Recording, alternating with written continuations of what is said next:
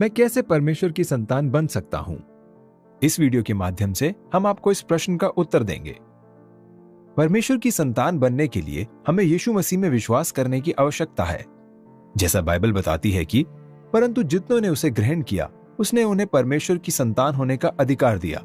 मैं तुझसे सच सच कहता हूं, यदि कोई नए सिरे से ना जन्मे तो परमेश्वर का राज्य नहीं देख सकता है।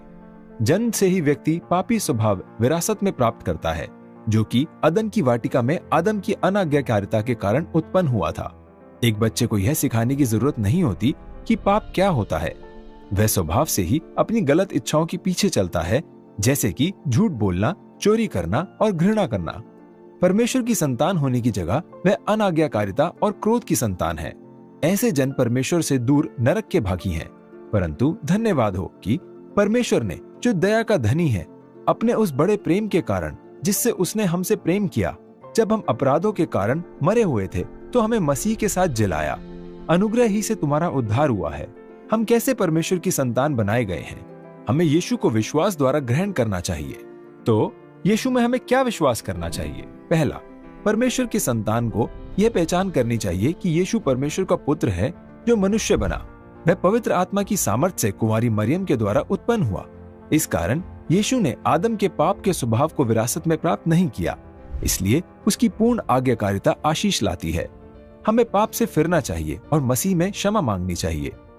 दूसरा, परमेश्वर के संतान यीशु पर अपने उद्धारकर्ता के रूप में विश्वास करते हैं। परमेश्वर की योजना थी कि हमारे पाप का ऋण क्रूस के द्वारा अदा किया जाए। मसीह की मृत्यु उन लोगों को जो उसे स्वीकार करते हैं पाप की सजा और शक्ति से आजाद करता है। उसका पुनरुत्थान हमें धर्मी ठहराता है। आखिर में परमेश्वर की संतान यीशु को प्रभु जानकर अनुसरण करते हैं। यीशु उन सभी का मार्गदर्शन करता है जो उसे स्वीकार करते हैं। वह उन सब का न्याय करेगा जो उसको अस्वीकार करते हैं। परमेश्वर के अनुग्रह द्वारा हम परमेश्वर की संतान के रूप में नए जीवन के लिए नया जन्म लेते हैं। केवल वे जो यीशु को स्वीकार करते हैं परमेश्वर की संतान बन जाते हैं। परमेश्वर की संतान बनना। जिस प्रकार अपने प्राकृतिक जन्म में हमारी कोई भूमिका नहीं थी, उसी प्रकार हम अपने अच्छे कर्मों या अपने विश्वास के कारण परमेश्वर के परिवार में जन्म नहीं ले सकते। केवल परमेश्वर ही एकमात्र है जिसने परमेश्वर की संतान होने का अधिकार दिया है।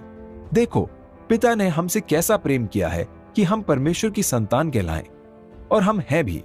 एक बच्चा बड़ा होकर उसके माता पिता के जैसे दिखाई देता है। इसी तरह से परमेश्वर चाहता है कि उसकी संतान यीशु मसीह के जैसे बनती चली जाए।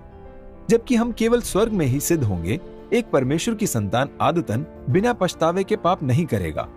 यीशु ने ऐसे लोगों के लिए यह कहा है कि तुम्हारे पिता शैतान से हो और अपने पिता की लालसाओं को पूरा करना चाहते हो।